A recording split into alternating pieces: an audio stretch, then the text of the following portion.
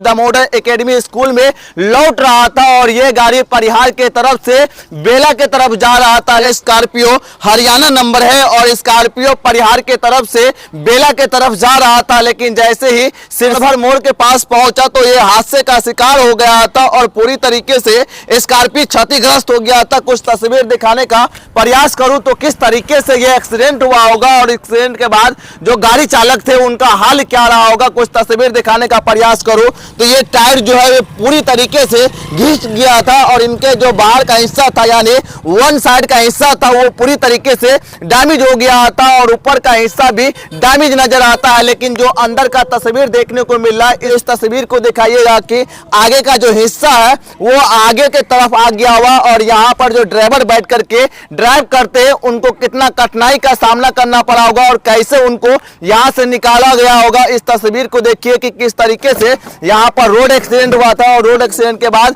Car पूरी तरीके से क्षतिग्रस्त हो गया था। थाना क्षेत्र का सरभर गांव है और इसी गांव के पास दामोदर एकेडमी स्कूल का बस स्कॉर्पियो के बीच में भीषण टक्कर हुआ और इस हादसे में स्कॉर्पियो चालक गंभीर रूप से जख्मी हो गए। यहीं पर भीषण सड़क हादसा हुआ था और अहले सुबह स्कूल का बस बेला के तरफ से परिहार दामोदर एकेडमी स्कूल में लौट रहा था और ये गाड़ी परिहार के तरफ से बेला के तरफ जा रहा था, लेकिन जैसे ही सरभर मोड़ के पास पहुंचा तो दोनों का आमने सामने भीषण टक्कर हुआ था और इस टक्कर में स्कॉर्पियो चालक गंभीर रूप से जख्मी हो गए थे और ये जो गाड़ी है पूरी तरीके से क्षतिग्रस्त हो गया था। इस घटने की जानकारी मिलते ही बेला थाना दल बल के साथ घटनास्थल पहुंच गए थे और मामले को लेकर जांच में जुट गए थे। हालांकि बस में सवार किसी भी बच्चा के चोटिल होने का कोई भी जानकारी नहीं मिल पाया, बस के ड्राइवर के चोटिल होने का कोई भी जानकारी नहीं मिल पाया, लेकिन जो स्कॉर्पियो में सवार गाड़ी चालक थे वो गंभीर रूप से जख्मी हो गए थे और उसे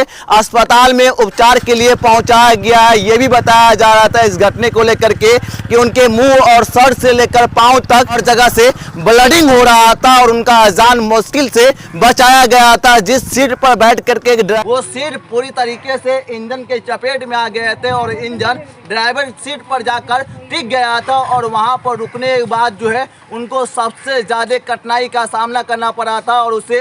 कड़ी मुशक्कत के बाद निकाला गया था। इस घटने की बात किया जाए तो जैसे ही लोगों को इस बात का जानकारी मिला था कि सरभर मोड़ के पास बस और स्कॉर्पियो के बीच में जोरदार टक्कर हुआ था, घटनास्थल पर तमाम लोग पहुंच गए थे और बेला थाना भी मामले को लेकर यहां पहुंच कर जांच में जुट गए थे। और इस तस्वीर को दिखाने का प्रयास करूं तो स्कॉर्पियो का आगे का हिस्सा है और आगे के हिस्सा में इंजन को लगाया जाता है। इंजन जो है पूरी तरीके से टूट गया हुआ, यानी इस गाड़ी का अब दोबारा रिपेयरिंग नहीं कराया जाएगा। लेकिन जिस बस से टक्कर हुआ था उस बस का आगे का हिस्सा जो है दाहिना साइड का वो क्षति हुआ है, लेकिन स्कॉर्पियो इस हादसे में पूरी तरीके से क्षति हो गया था, ये पूरी तरीके से डैमेज हो गया था, ये गाड़ी चल भी नहीं पाएगा। इसीलिए अभी इसी जगह पर छोड़ दिया गया है और बेला थाना प्रयास कर रहे हैं कि दोनों गाड़ी को जब्त करके बेला थाना ले जाएंगे। और इस घटने की बात किया जाए तो देखिए कि ऊपर का जो शीशा था, जो कांच था, वो भी टूटकर चकनाचूर हो गया था और इस स्कॉर्पियो में